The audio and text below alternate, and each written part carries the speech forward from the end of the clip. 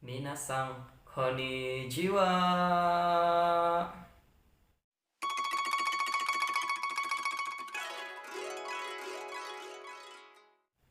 Welcome back to my YouTube channel Lost for Days. Before it, don't forget subscribe, please like and share, okay?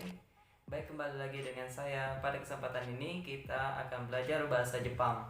Nah, yang mana pembelajaran pada saat ini belajarannya lebih asik dan lebih menarik pada sebelumnya. Kenapa?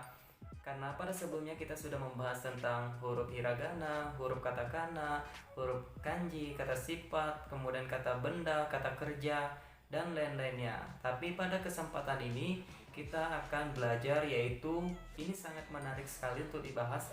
Dan teman-teman semua, jika benar-benar ingin mempelajari bahasa Jepang, mahir di dalam bahasa Jepang, maka teman-teman harus mengikuti pembelajaran video ini karena ini sangat penting sekali untuk belajar bahasa Jepang. Nah, pada kesempatan ini kita akan belajar yaitu partikel-partikel di dalam bahasa Jepang. Mungkin video sebelumnya teman-teman sudah melihat salah satu partikel di dalam bahasa Jepang. Namun pada kesempatan ini tidak jauh lebih asik dan lebih menarik lagi karena selanjutnya kita akan membahas yaitu tentang partikel di dalam bahasa Jepang, yang mana partikel sebelumnya sudah saya bahas. Nah, pada kesempatan ini maka saya akan membahas tentang partikel kembali, kelanjutan yang kemarin itu. Namun partikel yang ini sangat menarik sekali dan sangat luar biasa sekali. Mau tahu partikel apa? Kalau teman-teman ingin tahu, lihat video penjelasan saya nanti mengenai partikel tersebut, kemudian bagaimana cara penjelasannya. Karena partikel ini lumayan agak menguras otak, tapi ya kalau teman-teman ingin mahir di dalam bahasa Jepang ya harus menguasainya. Oke, baik, ini dia videonya dan cara penjelasannya.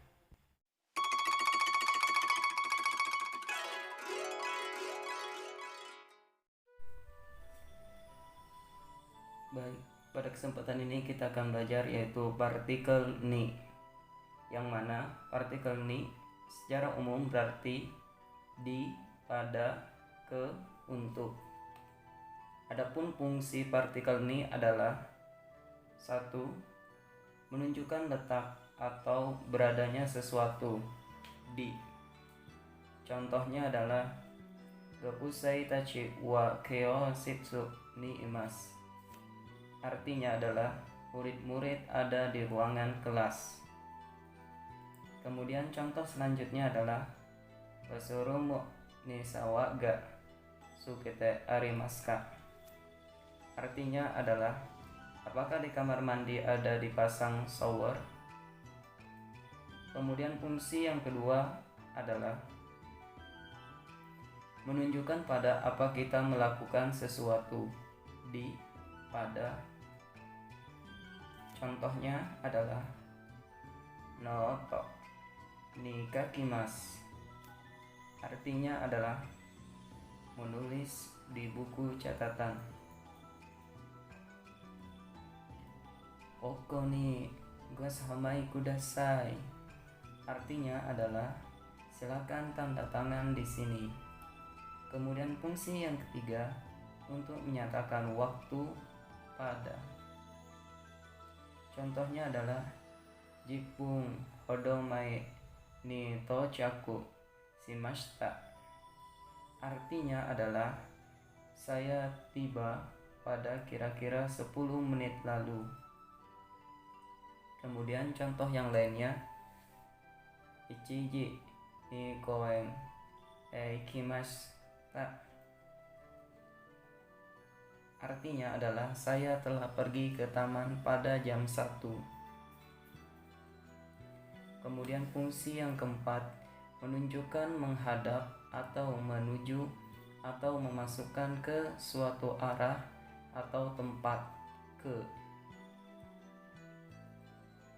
Contohnya adalah Watakushi no uchi wa kita ni muiteimasu. Artinya adalah rumah saya menghadap ke utara. Kemudian contoh yang lainnya Baketsu ni mizu o iremasu. Artinya adalah memasukkan air ke ember. Kemudian fungsi yang kelima, menunjukkan objek yang dituju atau dipengaruhi kepada. Contohnya adalah anata ni dake hanashimasu. Artinya adalah saya hanya berbicara kepada kamu saja. Kemudian contoh selanjutnya, Nihon no yosu ni suite tomodachi ni kikimasu. Artinya adalah saya telah bertanya kepada teman tentang keadaan Jepang. Jadi kesimpulannya adalah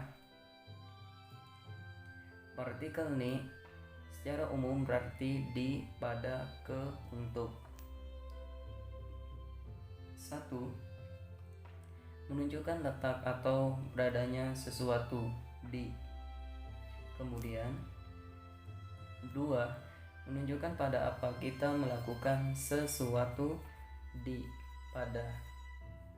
Kemudian yang ketiga, untuk menyatakan waktu, pada. Kemudian yang keempat, menunjukkan menghadap atau menuju atau memasukkan ke suatu arah atau tempat, ke. Kemudian yang kelima, menunjukkan objek yang dituju atau dipengaruhi kepada.